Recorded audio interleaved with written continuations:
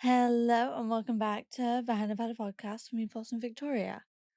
Today we are going to be talking about sex work and pregnancy, working while pregnant. So one of the things that fascinated me most when I became pregnant wasn't actually the physical changes. It wasn't morning sickness, it wasn't the appointments, it wasn't even the reality that there was a tiny human growing inside my body. What fascinated me was how quickly other people's perceptions of me changed. It was it wasn't an overnight thing, it was gradual. Looking back now and even years later, I still remember how it felt. It was as though my body slowly stopped being viewed as mine. Before pregnancy, I was already used to people having opinions about my body. That's not unusual for women, and it's certainly not unusual for sex workers. People feel entitled to comment on our appearance, our choices, our relationships, our sexuality, and our work. But pregnancy introduced a completely different level of scrutiny. We're going to be diving in to the whole Bonnie Blue fiasco drama that's been going on recently, where Bonnie Blue said that she was going to have a golden baby shower and gangbang baby shower. And this honestly just made me really want to try and paint you guys a picture of what it was like being a sex worker and being pregnant, because I did do pregnancy porn. I've been there, done that, and I want to share my experience about how I felt about it, how it impacted me, how other people felt about it, and what criticism I got. And yeah, it's just very, very different. And I don't want to say too much in the intro because we are going to go through it bit by bit, and I've tried very hard to write something out which just isn't me rambling on, because if anybody has listened to previous episodes, I do tend to ramble on things, but there's a lot of topics which intertwine with each other, and I try not to get lost in that, but different topics intertwining are still very important because it's what makes up some problems. So suddenly strangers felt entitled to offer advice when I was pregnant, not only on how I eat, what I wear, and look, but people I barely knew felt comfortable asking invasive questions. Questions they had never asked before and probably wouldn't have asked anybody else. Now, this was people whenever I went to doctor's appointments, clients, especially on webcam, and just people out and about. It's really weird being pregnant in the ways of how society sees you, and that they somehow feel entitled to touching your belly or talking to you and making comments about how, oh, they think this is going to be best for the child, or you should eat this, or you should do this. And yeah, it gets really, really messy. And I understand this is my experience, and other people might have different experiences, and that's absolutely fine and valid. But I'm just going off of what I went through. People wanted to know, like, who the father was. They wanted to know if I was keeping the baby, whether I was going to continue working, how much money I made, which is still a very common one, which I get, whether I was still having sex, and whether clients were still interested in me. I mean, granted, the clients being interested in me, that I wouldn't even say really that was that much of a worry. I was a kid. I was 19 when I got pregnant. I didn't take sex work properly. Like, I saw it as a way of just fast cash, honestly. When I look back on it, I feel like I was very silly with it because I would go to restaurants, I would spend the money. I mean, it wasn't on it very extravagant things, but I only did it when I needed to. And in the circumstances which I was in, I don't believe I was paying rent at the moment. And then I got pregnant because I moved in with at the time my ex's sister. It was a very bad relationship, and so she offered for me to come live with her, which I was gracious of. Um, and I was such a kid, and I didn't know what I was doing with my life. I tried to get like a 9 to 5 job, but I found it to be quite sexist. I have a professional cookery degree, so I know a little bit how to cook. But when I went for a chef job, the interviewer literally said that I was pretty and I should be in the front of house staff instead, doing cocktails and waitressing, and that's not me. I wanted to be in the kitchen. I absolutely love still to this day being in the kitchen. And I think for me that was a major setback where I had actually said, you know what, I'm not going to do sex work. I'm going to try and pursue a career in what I love. And to be just hit with basically you're a woman, so we would prefer you to be front of house, that hurt a lot. And it kind of made me, as well as a few other times, it made me look at the world and go, I'm a woman. Like, I can't be a chef. I can't do this. Like, I've just tried to quit sex work to actually do a quote unquote like normal 9 to 5 job, and they don't want me for the position I applied for because of my gender. That hurt a lot. So there was a lot of things going on in general when I was pregnant.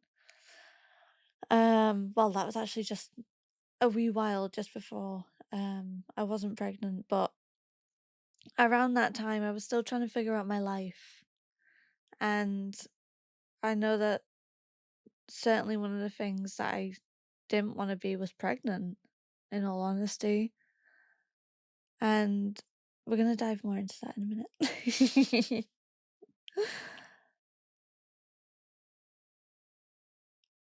So some people asked if I was worried my child would find out what I do one day, sex work. Others asked whether I thought it was appropriate to continue working while pregnant. I still get asked to this day if I'm worried that my child will find out that I do sex work.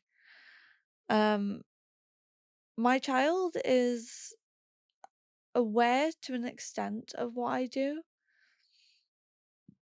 but I will be absolutely open to telling them once they are of age. The average age kids find pornography is about the ages between 9 and 12 now.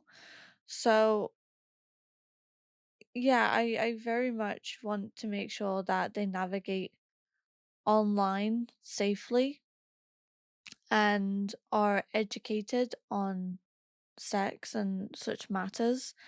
And, we don't want any children getting pregnant at the age of 12 or anything like that. I think education is a massive one over it, rather than just saying, this is what mummy does and that. There needs to be education with that as if they question. Um, yeah, if they're seeing stuff online, because that's where the majority of things are these days, or if they see a movie on late at night and it's got some sex scenes in it, we need to be able to tackle this as parents to be able to tell children this is what is happening and everything, as well as if we see rape, in movies or sexual assault, I think it's very important to let the child be knowledgeable about what's right and what's wrong. I certainly won't shy away from that. But I'm not worried that my child will find out because I've got nothing to hide and I'm not ashamed of my own bodily autonomy and my own consent. And then there were questions that weren't really questions at all. The ones disguised as concern. Don't you think it's time to stop what you're doing now? Isn't it different now you're going to be a mother? What will you tell your child? Do you really think that's a good example to set? What struck me wasn't just the questions themselves, it was the assumption underneath them. The assumption that becoming pregnant had somehow made my life public property, where people could just attack me in a way and assume and try and control it. That people were now entitled to information they would never have expected from me 6 months earlier. Nobody was asking whether I was happy. Nobody was asking whether I felt supported. Nobody was asking whether I was scared. Instead, they were asking whether my choices met their approval. And that's a very different conversation. Others assumed they knew what was best for me. Some thought I should start working immediately.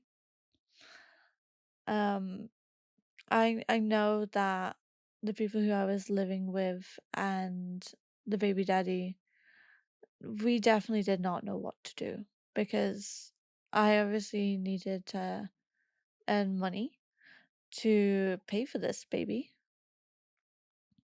And yeah, there is so much to get into. And not because they knew my finances, not because they knew my circumstances, not because they were offering to pay my bills. That's actually quite funny.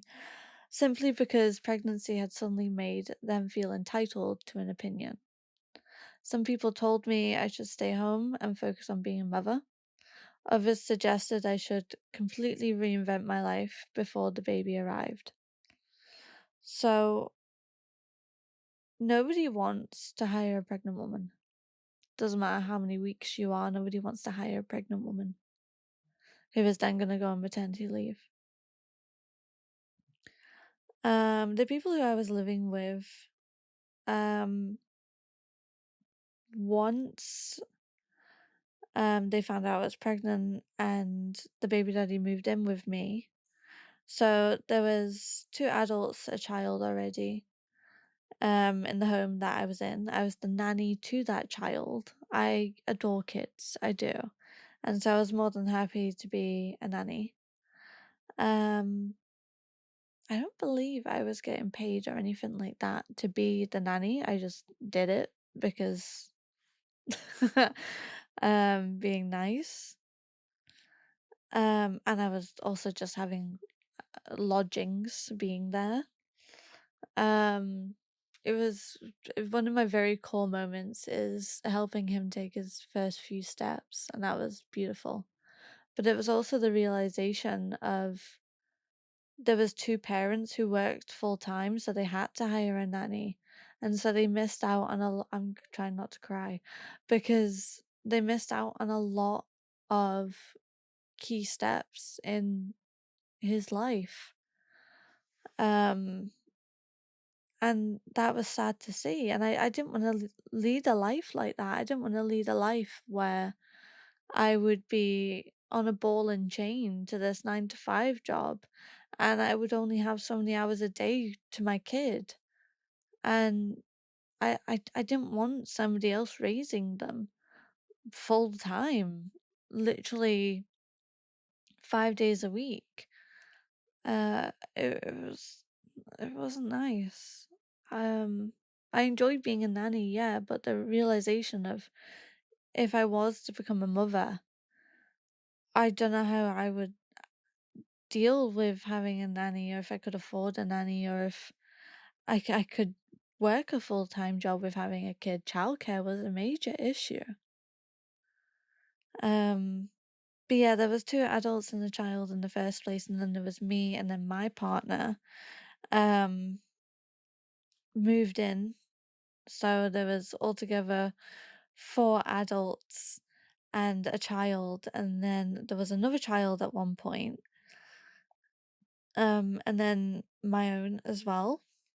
But while I was pregnant, they did end up asking for rent, um, which really sucked because we were saving up doing porn, and he had his regular job as well, 9 to 5 job.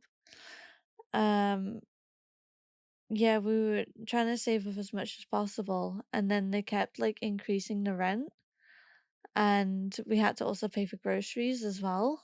So it was a kind of a struggle, and this was in Reading. So yeah, not really that cheap, but we tried, and we realized that for us to actually get out of Reading, because we couldn't afford to stay there, it was far too expensive. For like a one bed, it was like 1,500 per month, and that doesn't include all the extra bills. It just wasn't doable, and I did want to stay near friends, but we overall decided to. This sounds very drastic, but we decided to move to Scotland because his family was here. So yeah, we tried to save as much as possible because it was just much cheaper here in Scotland, weirdly. Um, so yeah, that's what we did. Um, some assumed some assumed I should stop making adult content. Some assumed I should stop dating, traveling, stop attending events. One thing I noticed was that everyone seemed to have a version of the correct pregnant woman in their head, and if your life didn't fit that image, they felt obligated to tell you. Not only when you're pregnant, either. After the baby arrives, those expectations don't magically disappear. But that's probably an entirely different podcast episode. The amount of times I would get heckled breastfeeding, that was great. Um, what those people didn't know was that my own situation was far more complicated.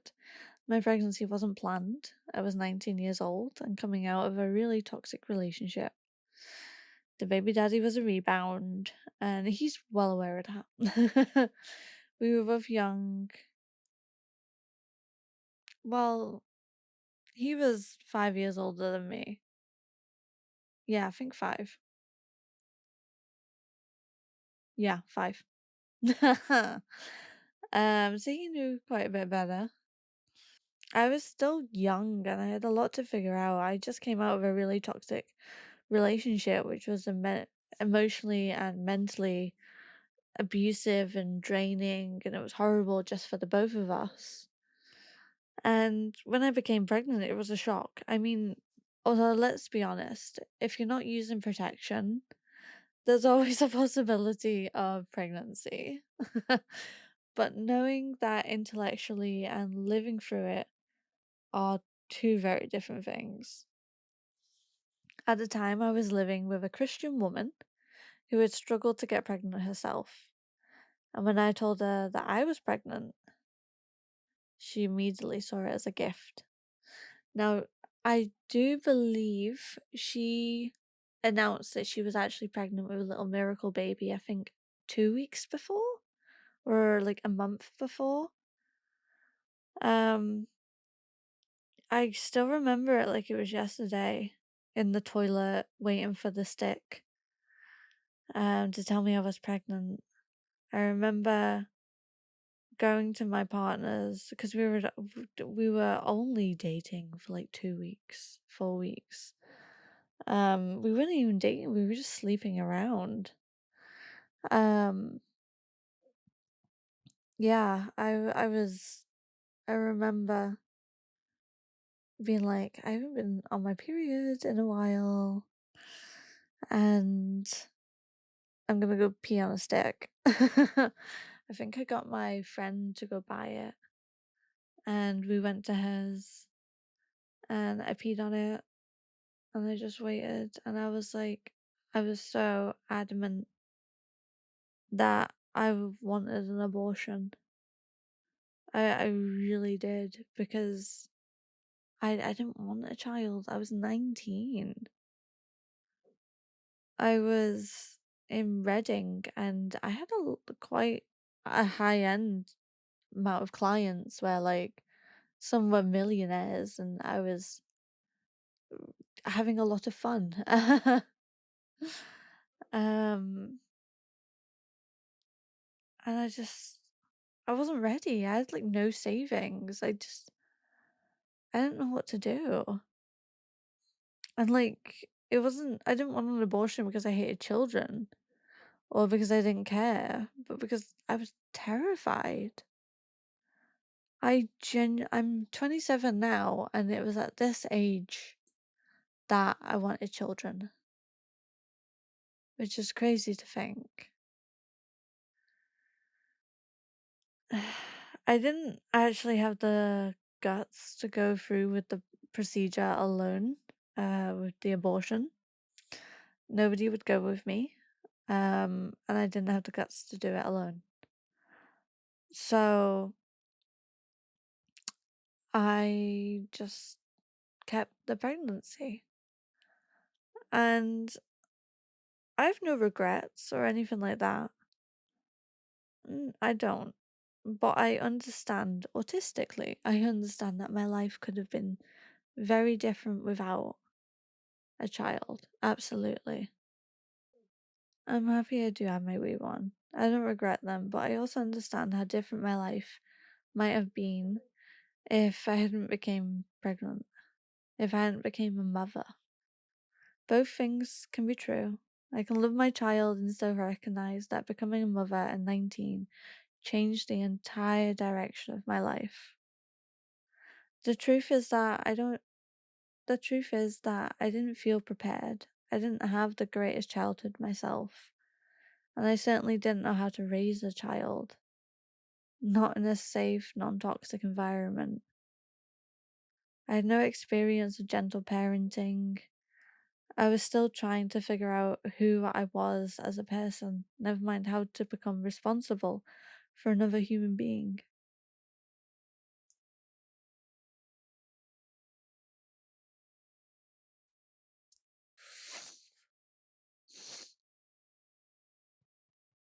Oh, it always gets me really teary whenever I think about just how my childhood was.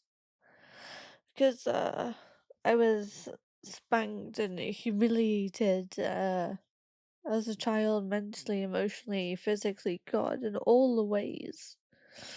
Um, and like, my father especially abused substances and alcohol, and my mother just kind of sat back and just didn't really make an attempt in being a mother. Um, so when I say I literally have no experience of gentle parenting, I'm on about my father and mother being hot-headed, and me then getting hot-headed myself and having to figure out how to calm myself down, and having undiagnosed ADHD and autism, and wondering why my parents would never listen to me and why I was always the naughty child. And now I have a wee little neurodivergent child who I am gentle parenting, and even strangers applaud me. Not applaud, but praise me for I've um how my child has grown up, and it's beautiful, and I could never have imagined that I would be the person who I am from all the experiences which I've had in my life. And like I'm not, the best mum or anything like that, but I am a good mum. Fucking great mum. And with my job, I can give my child technically whatever they fucking want. And I have the flexibility and the working hours to be able to actually earn a living.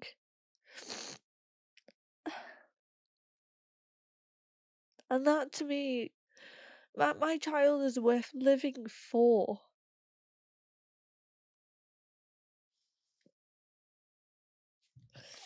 And it's why every night when I get into bed, they're usually in bed with me.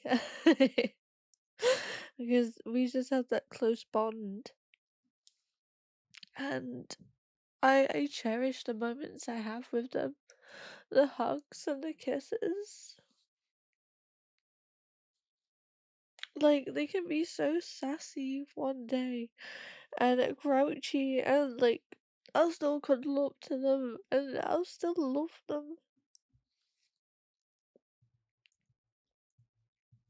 I also remember people assuming that becoming pregnant would automatically change my values, as though the positive pregnancy test was supposed to erase who I was. As though I would wake up one morning and stop being a sex worker, stop being kinky, stop being sexual, stop being ambitious, stop being myself. When really all it did was add just confusion and panic to the mix, honestly. So, the Bonnie Blue controversy. Why the story why this story blew up. It's also important to acknowledge what made this story go viral in the first place. The reaction wasn't simply because Bonnie Blue was pregnant. Pregnancy alone doesn't generate this level of attention. I also don't think she's actually like pregnant right now. I think this is just something that she has said in interviews. What pushed the story into mainstream conversation was the fact that she publicly disclosed the idea of holding a gangbang as part of her baby shower celebrations. Whether people found that funny, shocking, offensive, empowering, irresponsible, or simply a publicity stunt, it immediately created the perfect conditions for internet outrage. It combined three things that social media reacts strongly to: sex, pregnancy, and perceived violations of social norms. And that's where I think the conversation becomes interesting. Because if we're honest, much of the reaction wasn't about medical concerns. And no, when having sex, you can't hurt the baby.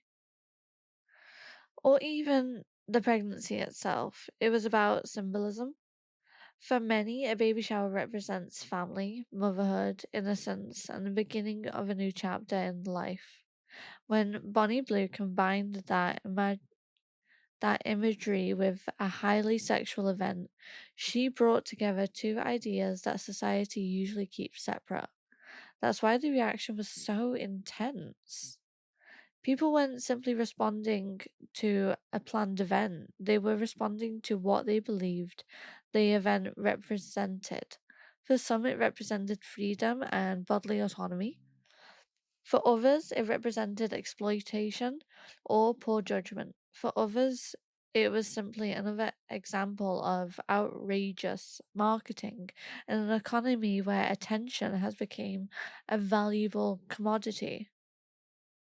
The interesting thing in those reactions tell us as much about the audience as they do about Bonnie herself. Because underneath the arguments about one creator sits a much larger cultural question. Why are people so uncomfortable when motherhood and sexuality occupy the same space? I genuinely believe that Bonnie Blue is the sex work version of Trisha Paytas, where they use clickbait after clickbait after clickbait after clickbait. And you know what? It's working. However, there comes a price with that, and I think there's also a reflection of what is wrong with society today. Now, I don't actually have any beef with Bonnie Blue, but I think overall, what she is doing, it's not okay. Not all of it.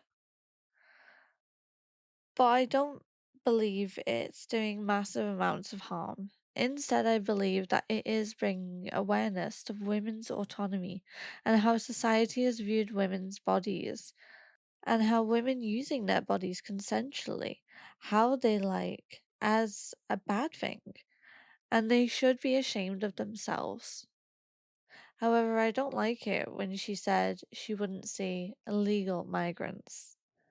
But again, clickbait, no human is illegal.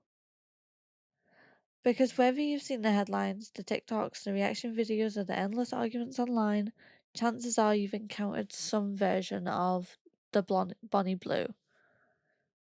A creator does something controversial, social media explodes, people rush to condemn it, other people rush to defend it, news outlets pick it up.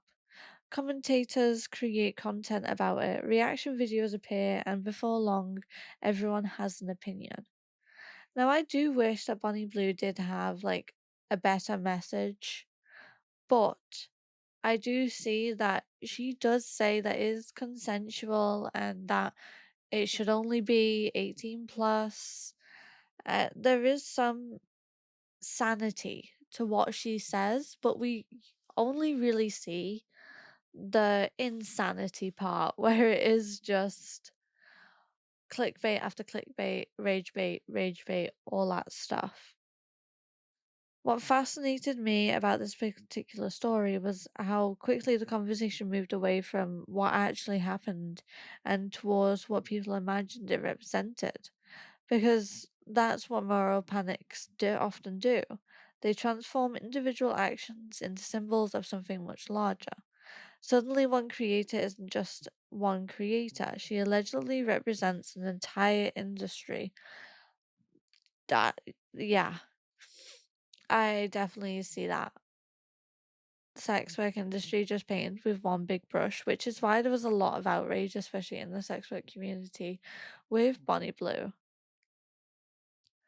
Because we're not all like Bonnie Blue. An entire generation, an entire culture, an entire moral decline. We've seen this happen repeatedly throughout history, not just with sex work, but with more everyday.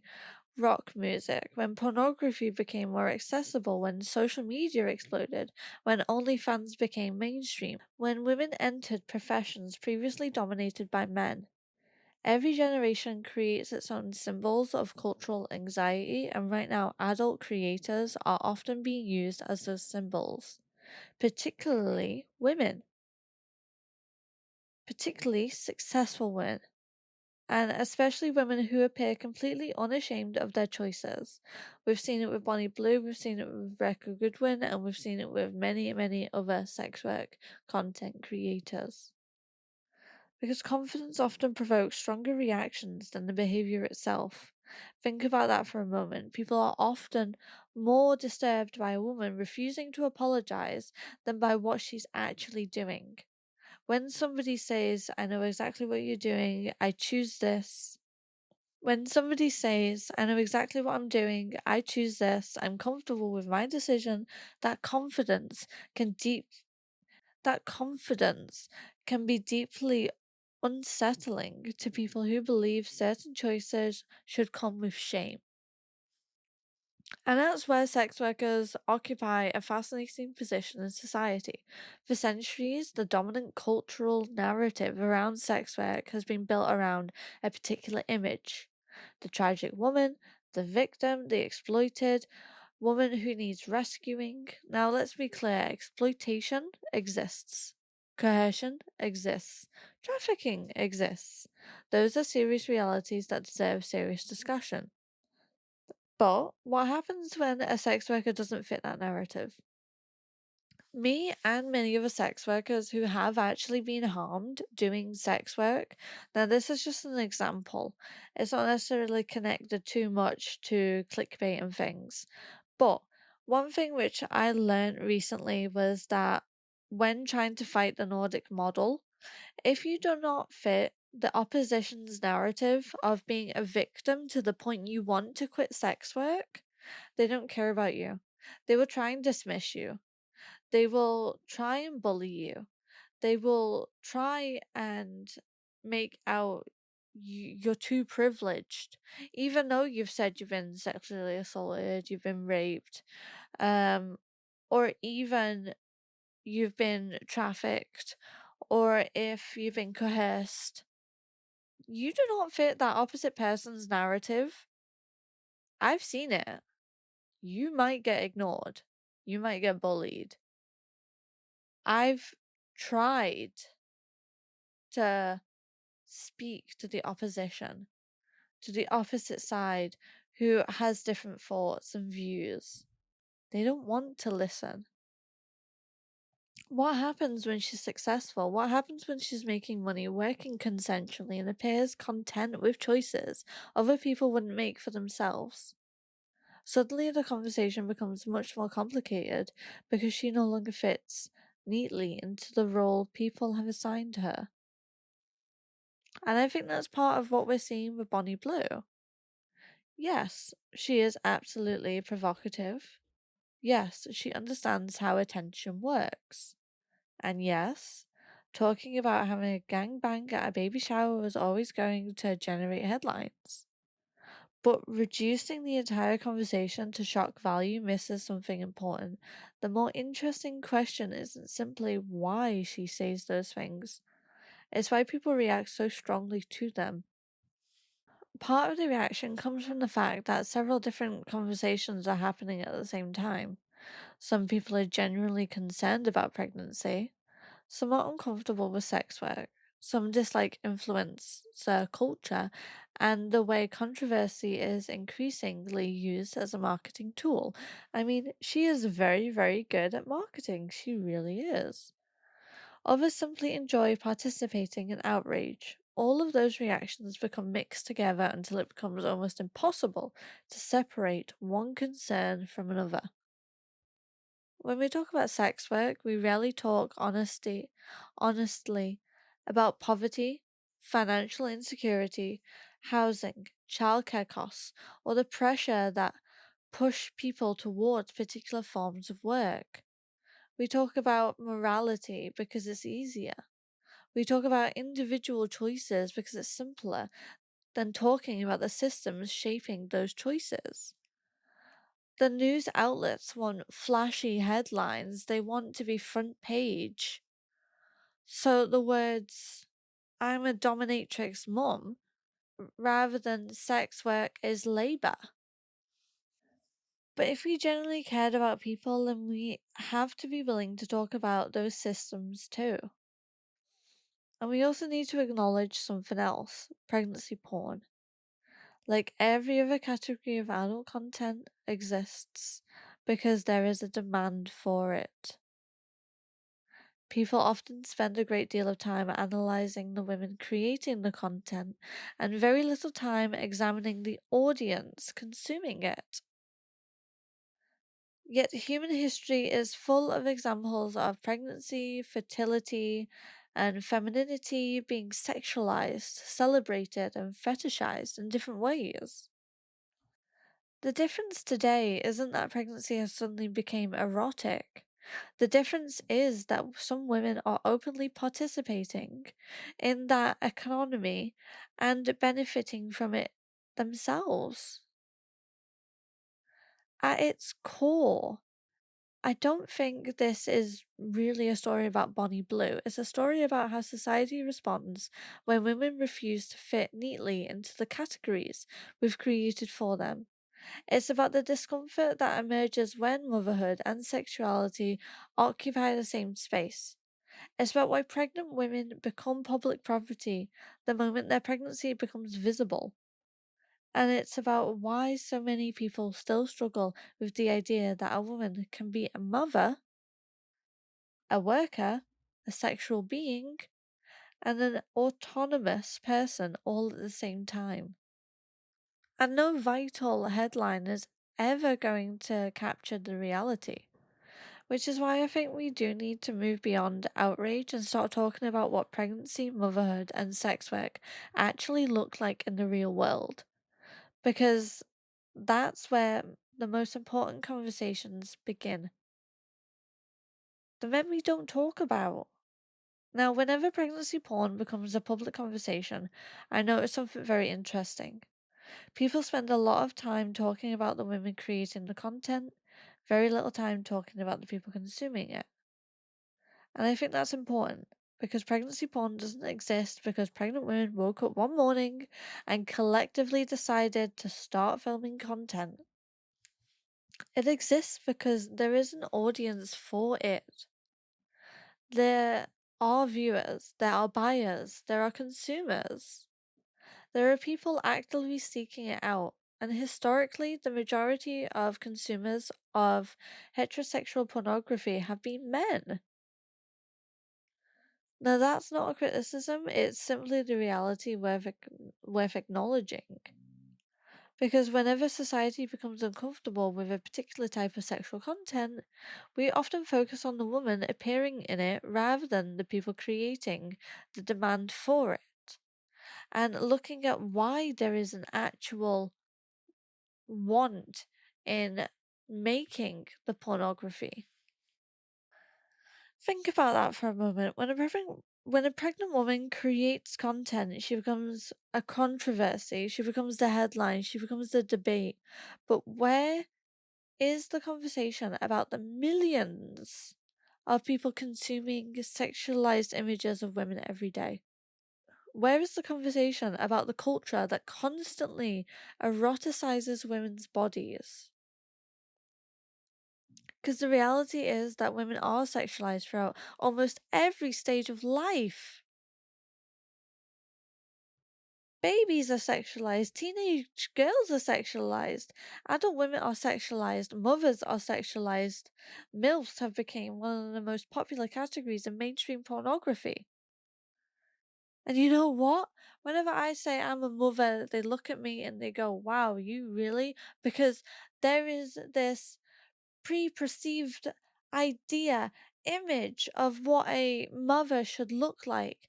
And I try not take it as a backhanded compliment, but it's a fucking insult. And it drives me up the goddamn wall. Pregnant women are sexualized, and yet when people discover that pregnancy has also become eroticized, they often react as though this is uniquely shocking. But is it really? Or is it simply another example of a culture that already spends enormous amounts of time viewing women through a sexual lens? And if that's the case, why are we surprised? One thing I find fascinating is that society is often comfortable with sexualizing women when that sexualization is happening on someone else's terms. Advertising does it, Hollywood does it, fashion does it.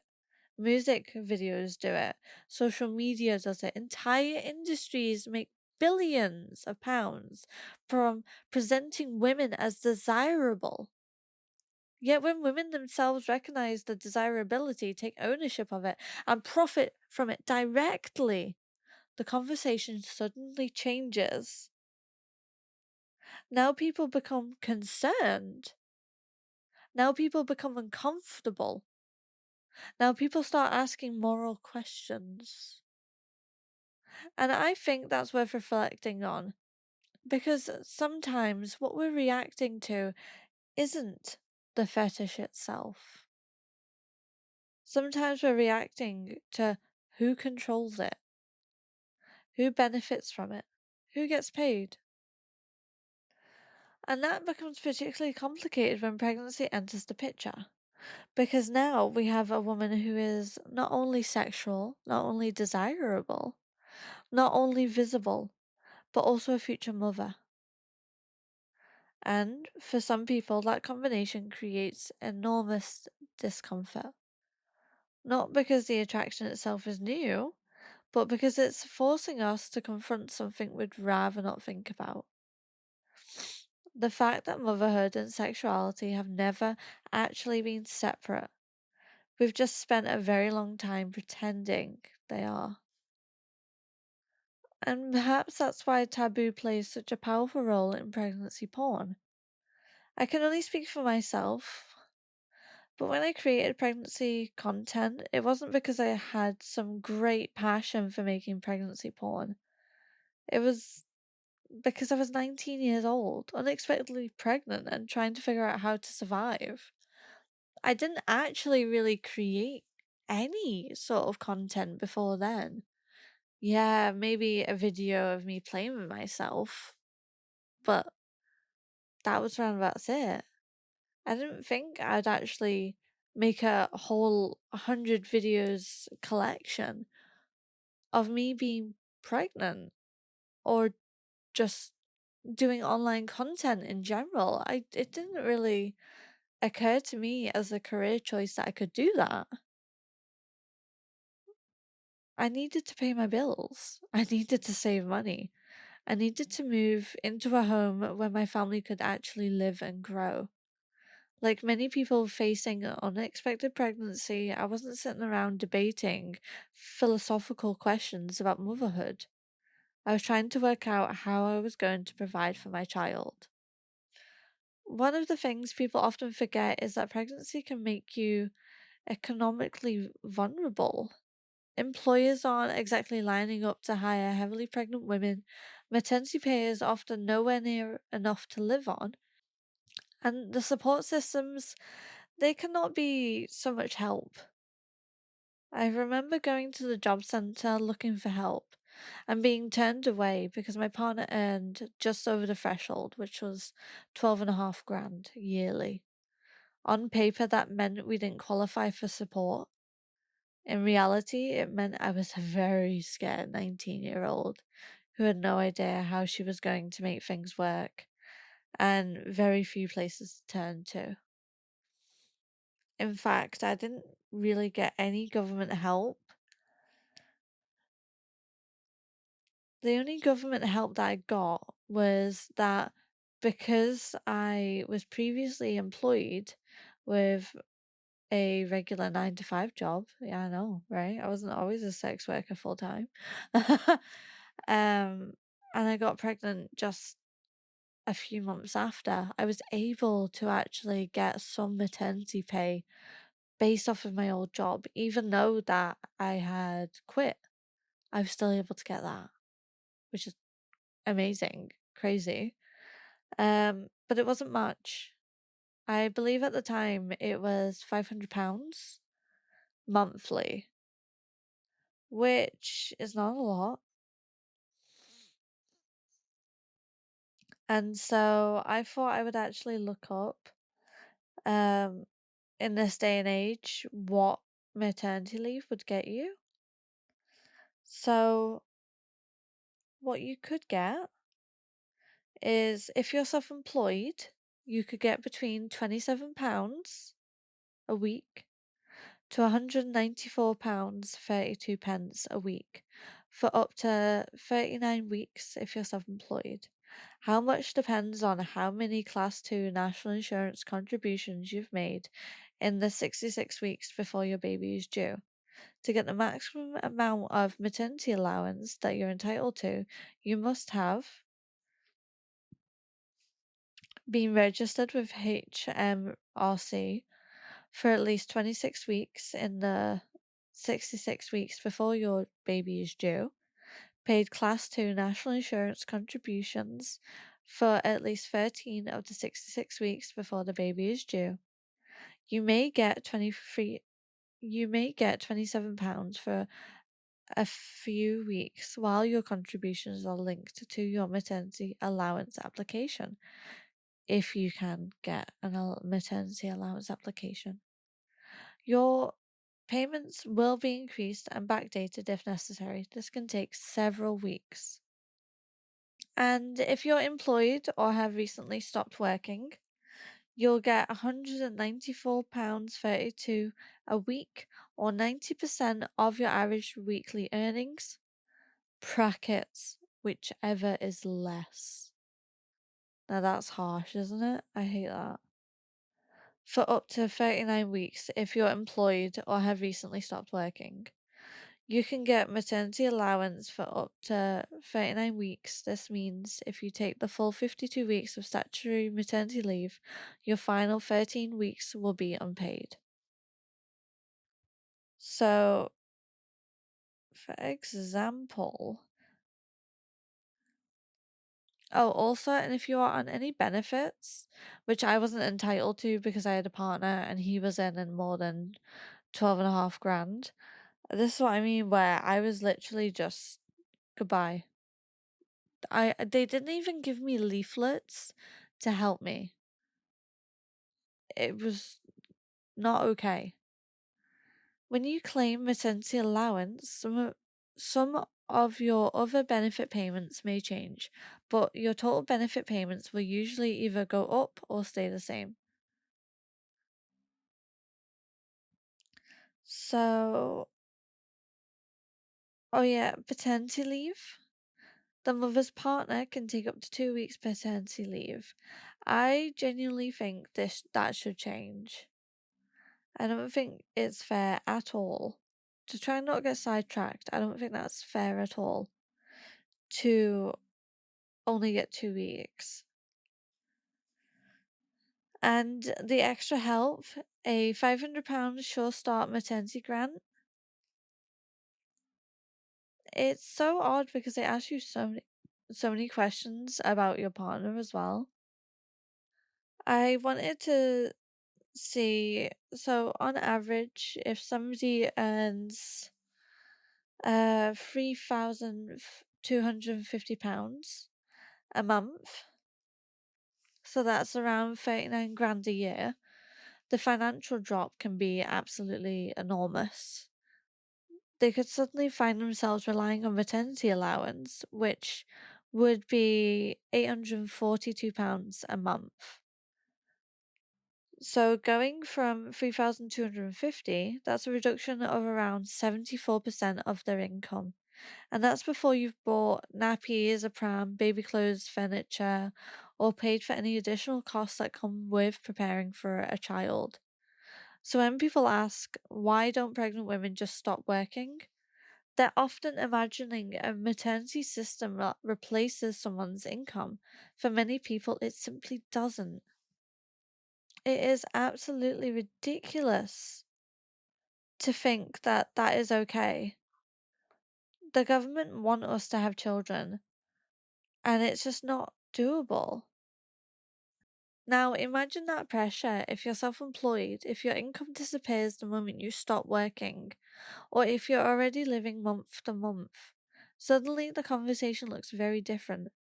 The issue isn't always whether someone wants to stop working, sometimes it's whether they can realistically afford to.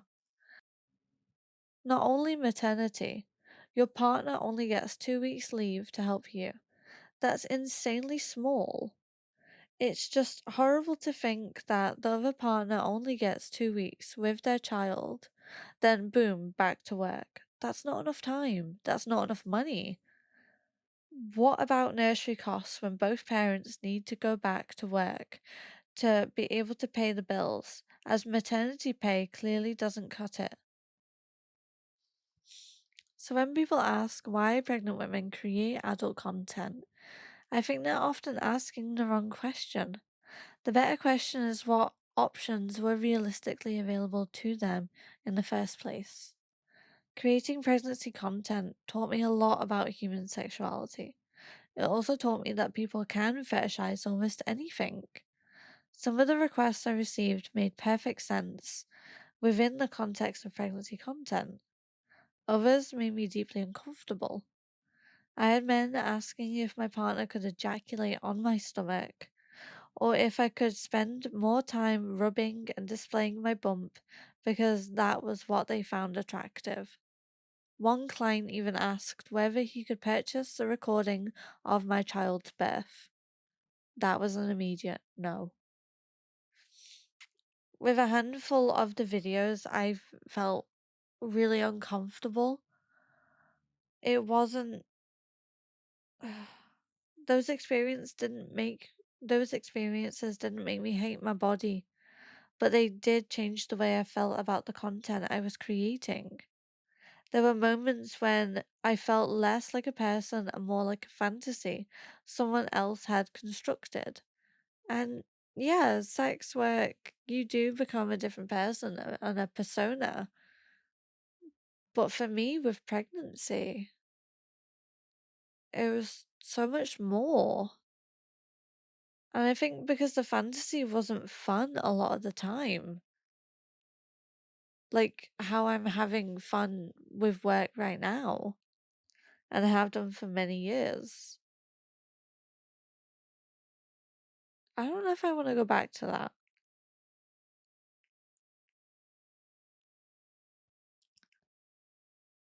Looking back now, that's probably why I've considered deleting a lot of that content over the years. I still earn money from it, but when I look at it today, my feelings are complicated. Do I regret it? No. Do I understand why I did it? Absolutely. At the time, I was making the best decision I could with the options available to me. Nobody wanted to hire me. I couldn't turn to anybody else. I didn't feel, no, I didn't feel like I wanted to turn to the church either. I was already being judged. I didn't need a whole load of new people already judging me as well. And if anybody has seen the viral videos of people ringing up churches asking for baby powder, and the churches in the UK turning around and saying, sorry, you're not a part of our congregation, we're not going to provide for you, that's another great reason of why people don't go to church and seek out help from the church. If I found myself in the same financial position again, facing the reality of rising bills, limited support, and maternity payments that wouldn't even cover the basic living costs, I think that I would potentially go back to creating pregnancy content. And that's the part of this conversation that often gets overlooked. People are quick to judge the decision, but rarely stop to consider the circumstances that created it. Poverty played a far bigger role in my decision making than desire ever did. The thing that scares me most about the idea of becoming pregnant again isn't the morning sickness, isn't the labor, even though that was god awful, or the physical pain. It's the financial reality. I'm wondering whether I can afford to stop working. I'm wondering how I will pay my bills. That's the fear that stays with me. Working while pregnant. One thing I've noticed whenever conversations about pregnant sex workers go viral. One thing I've noticed whenever conversations about pregnant sex workers go viral is how quickly the discussion becomes moral and how rarely it becomes practical. People debate whether someone should be working, whether create concerns, whether certain choices are appropriate, or whether a pregnant woman is setting the right example. What gets lost in all that is a much simpler question. How is she supposed to pay her bills? For sex workers, those uncertainties about paying our bills when pregnant can feel more immediate because our income is often directly tied to our ability to work. Unlike many traditional jobs, there is rarely an employer providing maternity leave, sick pay, or a guaranteed position to return to. For independent workers, income can stop the moment work stops. So even if somebody has, a quote unquote normal job or a 9 to 5, they might go into sex work based on the fact that maternity pay just isn't enough. That reality forces many people to think strategically about pregnancy long before the baby arrives.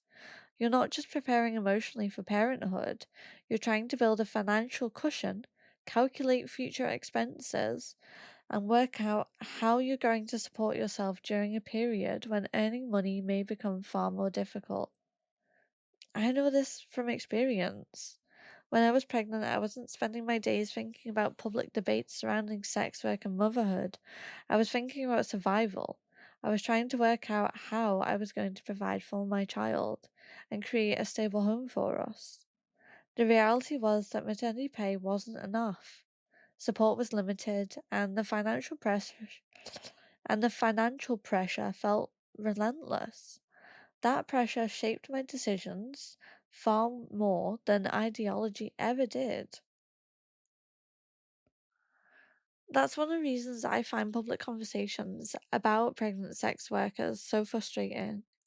People often talk as though continuing to work during pregnancy is atomically reckless, yet they rarely apply the same logic to other professions. If an office worker continues working while pregnant, most people see that as responsible. She's preparing for her child, earning money, and planning for the future. If a sex worker continues working while pregnant, the conversation suddenly changes. The work becomes the focus rather than the reason she's doing it. And that's where the stigma enters the picture. The truth is that there is no single way to navigate pregnancy. Some people stop working early, others continue much longer. Some reduce their hours, change the services they offer, or more into content creation. And that is something which I did. I moved from in person to more content creation. Some leave the industry entirely. Every pregnancy is different, and every person's circumstances are different. Yet online conversations often flatten those realities into a single question of morality, as though there is one correct way to be pregnant. And once a pregnant woman is doing sex work, then she should be banished to hell. And she shouldn't be doing that, and she should be thinking about the child when actually she is. You're not going to help. It's easy to judge someone's choices when you aren't the one trying to balance rent, food, housing, childcare, and an uncertain future. It's much harder to look honestly at the economic pressures shaping those decisions. Something else that makes people uncomfortable is the fact that pregnancy can sometimes create financial opportunities. Pregnancy content exists, maternity influencers exist.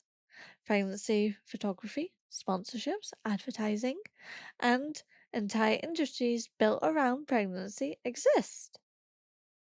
But you guys have a problem when a naked pregnant woman is using her body the way she wants to do it consensually.